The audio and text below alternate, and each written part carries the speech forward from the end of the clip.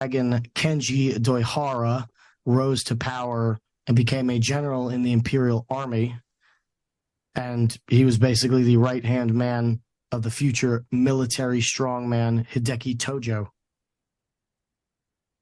So throughout 3 decades, basically, Japan becomes this torchbearer for, I guess you could say, a torchbearer for the non-white races of the world. There started to be a hope that Japan was going to be that power that emancipates the rest of the world from the white world, takes down the colonial nations.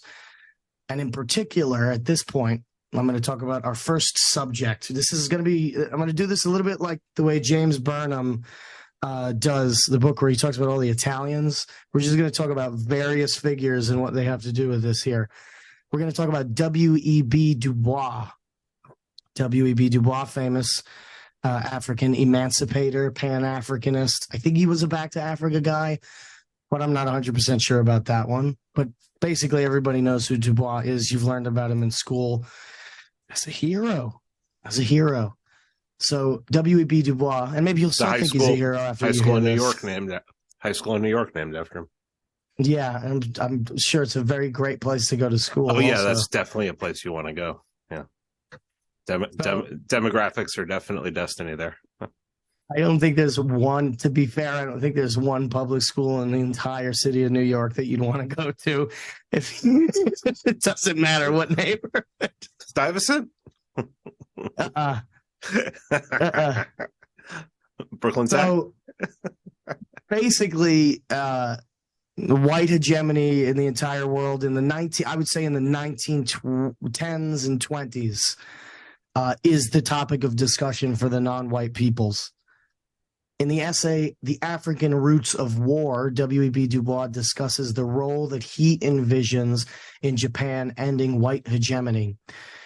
He believed that Japan's rejection of the color bar is what threatened white dominance, and there were attempts to convince Japan in joining into suppressing other non-white peoples.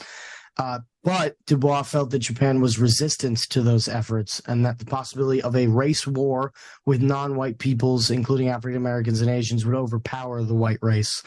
He also saw that Japan had no choice but to join the non-white peoples of the world.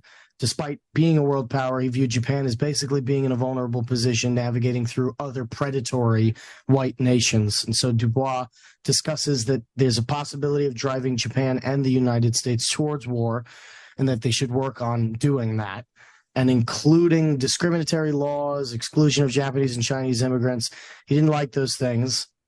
He did believe that there were certain scenarios where a reordering of racial power could be done by the Japanese. Du Bois was writing frequently for a newspaper I mentioned earlier, the Pittsburgh Courier. He was impressed when he went to Japan on a 2-week trip by the fact that the country was run by and for colored people. Going forward, briefly, you will see this a lot. You will see Black people who go to Japan a lot and say they feel so ingratiated by them. They love them. You'll see this a lot. Actually, Dr. Umar brings this up in one of his discussions, of which I was referencing earlier. Talks about how much he loved Japan, came back from Japan. He enjoyed that it was run by colored people. You could tell it was run by colored people. They didn't feel like he judged them the way when he goes to Europe. It's very interesting that sentiment still exists today, all the way back from W.E.B. Du Bois. There were basically 12 million Black people in America, and Japan wanted to make them a symbol of the Japanese recognition of a shared brotherhood, shared suffering, and a shared destiny. Du Bois felt that for the first time in his life, he was in a place where white people did not control everything. He was ecstatic about the fact that Japan was ruled by the Japanese, and that even English and Americans recognized and respected that. Du Bois promised to extend the hand of friendship to Asia, and he conveyed that while Blacks in the United States did face prejudice, they had sympathy and they had the appreciation that all of Asia was given, and that Asia was a sign of hope for the African community in the United States. Du Bois was slightly perplexed by Japan's decision to join the tripartite pact with Germany and Italy, despite Hitler's beliefs, racist beliefs, and the fact that the Axis powers despised Japan. There's a lot of communications that show it was a tenuous relationship at best. Dubois did believe that the Japanese alliance was a matter of self-defense due to the predatory nature of England. And so he did believe that the racist attitudes of the Western powers had driven Japan into the arms of Hitler. And so Dubois was well informed about the Japanese position. He had a conversation with Yosuke Matsuoka, who was the leader of a Japanese delegation at the time. He characterized him as a quiet man and a defender of the rights of all colored people. Dubois had also expressed support for Japan, stating that he believed in Asia for Asiatics and that Japan was the best agent in achieving that goal. Despite allegations that he was receiving money from the Japanese government, Dubois denied ever receiving any money, and he maintained his support for the country still. He blamed the war not on Japan. This is World War II. Not on Japan, not on France.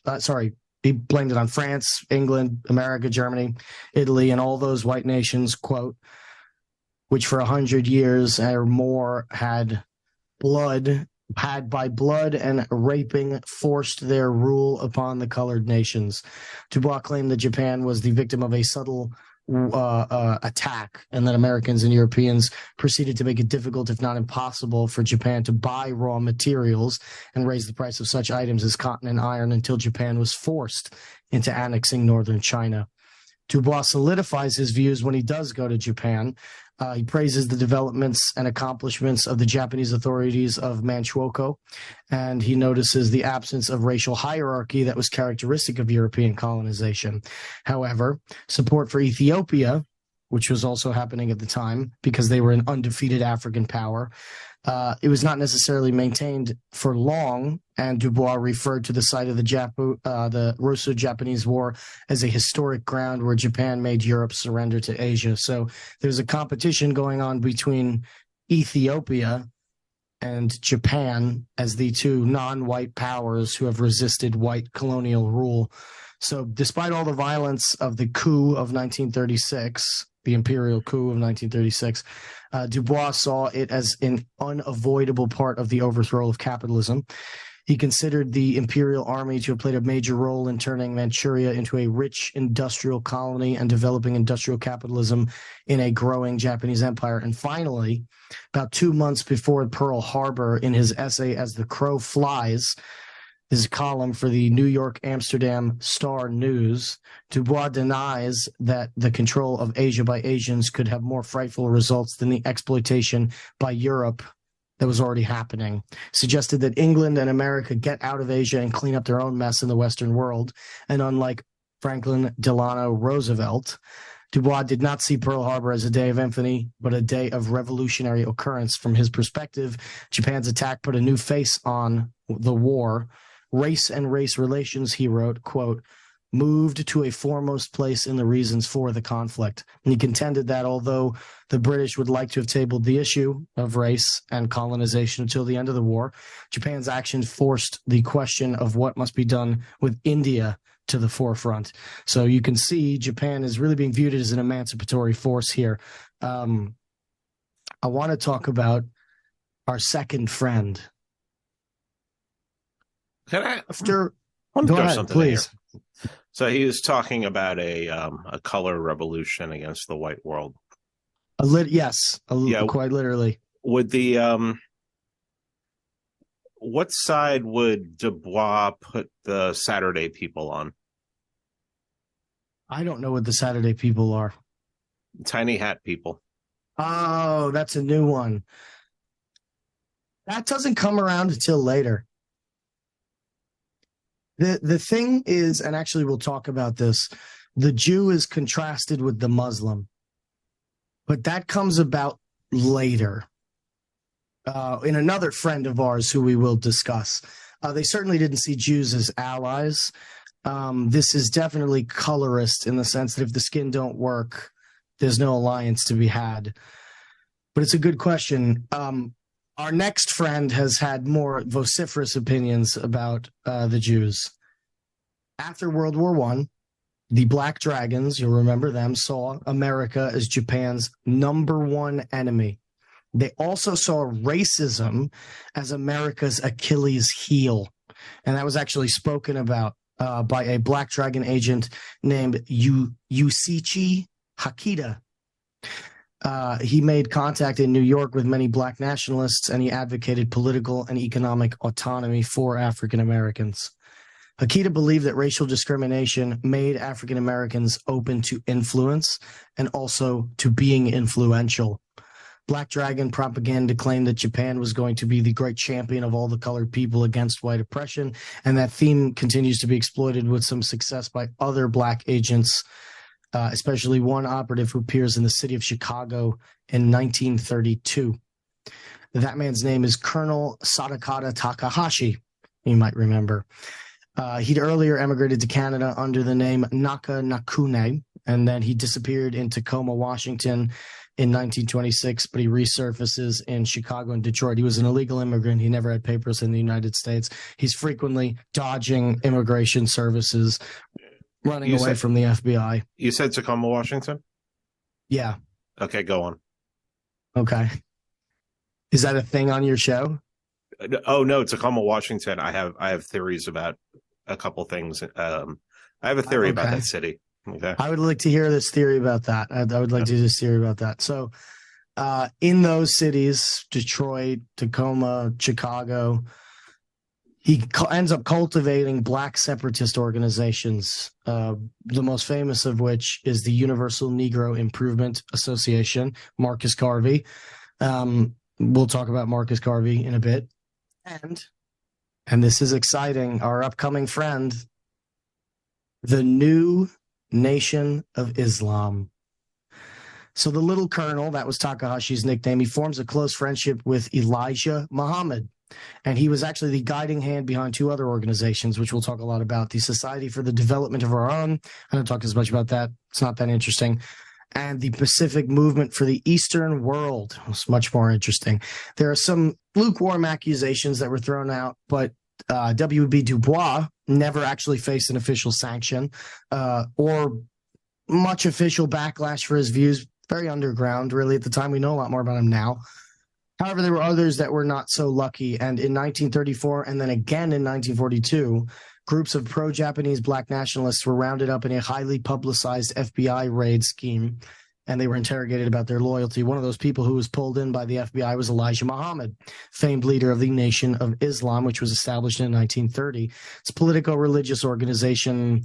I think people are probably familiar with the Nation of Islam when you think about Muhammad Ali and other... a lot of convicts adopted it. Still today, just kind of the black community implicitly adopts a lot of the influential ideas from Elijah Muhammad. Right. Malcolm X was hooked up with Elijah Muhammad, and they had a famous breakup. Yeah, a falling out. Yeah, sure. Yeah, the whole organization did. Actually, what's funny is Malcolm X is probably one of the very few in this era. Actually, Martin Luther King as well, who I think Martin Luther King's influences were possibly communist, but also not Japanese at all. And Malcolm X doesn't seem to have any Japanese influences either. So it's really a third, this is kind of a pun, third way of black nationalism. I guess I wouldn't call MLK a black nationalist, but that sort of movement, the set of movements in the civil rights movement. So Elijah Muhammad gets rounded up along with 125 other blacks who were arrested in the United States for resisting the draft and also encouraging seditious behavior. 20 or so of these persons were held on more serious charges. One of them was Elijah Muhammad of at the time it was called the Allah Temple of Islam. The arrests brought to light a distinct and strong pro-Japanese sentiment among African Americans, as I was talking about earlier. This is really what breaks it all open. Furthermore, it exposes to the authorities a growing friendship and philosophical exchange between Elijah Muhammad and Sadakata Takahashi. Before Muhammad's disappearance, he releases a newspaper called The Final Call in 4 editions. The first of these editions reveals that Elijah Muhammad's understanding of an Asia, I think this will shock a lot of people. I don't know if they know this, but he has a concept of the Asiatic identity at the center of the teachings of the Nation of Islam. He describes Africans as primitive, not Muslim, pagan. He describes them as non-civilized, and he describes this Asiatic person, which he also believed was an indigenous African person, who was a Muslim. To him, Asiatics were Muslims, and he calls other nations of Asia protectors. He effectively binds his African identity with the Asian one. In fact, he goes so far as to say, we have consolidated Asia behind us and we fear nothing. Speaking on the Nation of Islam, he writes, they give it such names as cult or voodoo. They say it is a sacrifice ritual and that it kills its followers. Interestingly enough, one of the first killings done by the Nation of Islam was framed as a human sacrifice by the killer. So that's why he says that. There's a good Steve Saylor article about that, actually. I'd have to give you the link to that. Mm-hmm. Basically, he says the Asians never owned us as slaves. Asians are Muslims. They go out beyond the East and even into Europe, these Asian peoples. The Bushman is what he refers to as that African, pagan, uncivilized, refers him to as the Bushman, lives in a part of Africa which is called the jungles of East Asia by all Muslims. So he actually literally believes Africa is a part of East Asia. There's no separation between the continents. This teaching of Africa, where Africa is separate, a jungle land, it was done by whites to make Africans think that they were savages who were brought here. And that wasn't the case. He believed Africans were indigenous to the Americas. Some believed they were indigenous to Africa, and they called them Moors. And there's kind of a blending of those two things, but different groups believe that, and I'll get into that. Basically, for Muhammad, Africa was East Asia, no separation at all. It was an extension of Asia. He said blacks were Asiatics, Asiatics were Muslims.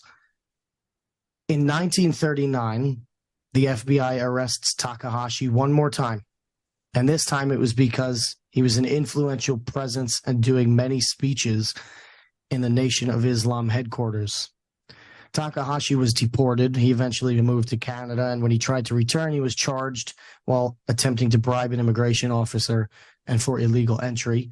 During the FBI raid, again, there was another FBI raid, Elijah Muhammad, who was brought in to testify, claimed that he and Takahashi worked together and that Takahashi approved of his religious teachings. So you think that's something, maybe there's some influence there. I could give you one further. Takahashi's wife was a woman named Pearl Sherrod, African-American woman. She was the leader of a Detroit-based The Development of Our Own organization. This organization was one of the organizations that the Black Dragon Society lends patronage to.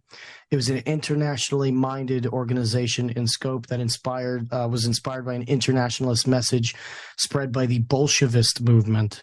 Sherrod actively sought to create far-reaching political alliances all across the globe, particularly in Asia, and she echoes Elijah Muhammad's belief that blacks were a lost, found nation of Asia. So the Society for the Development of Our Own was established by Takahashi and was also endorsed by Wallace Fard, the creator of the Nation of Islam, who's viewed as the reincarnation of Muhammad.